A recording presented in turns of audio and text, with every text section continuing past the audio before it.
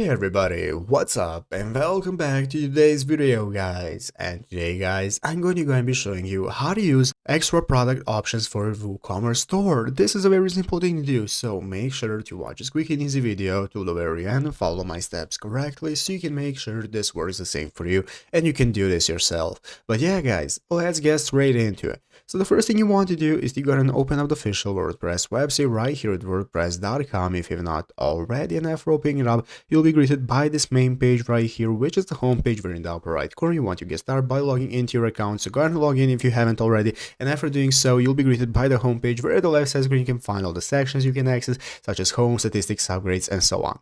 So let's go ahead and take a look at how we can get started with adding product options, extra product options to our WooCommerce store. So you can see here at the left side screen in the dashboard we have the WooCommerce section. It's going to enable us to start a new store if you haven't already one, and if you already have your store, you can manage it from here. All your products, all your info and shipping options are found right here. So we have two ways guys. We can either first go into the plugin section right here and open up the plugins marketplace where you can find all the plugins we need, and we can search for WooCommerce products. So after searching for products guys, you can see this is going to give us this result right here of product options that we can use, such as the product bundles plugin that we can install. So by clicking the install button right here and adding it to your store, you can use it to offer personalized product bundles and so on, and use extra options that you need for products. Or guys, you can just directly go into the WooCommerce option right here that I have showed you, and by going into the settings section for your products, you'll find an option right there that says to go ahead and manage those extra product options. So you'll be able to manage it from the settings icon directly right here in your WooCommerce store if you already started, if you do not want to use a secondary plugin.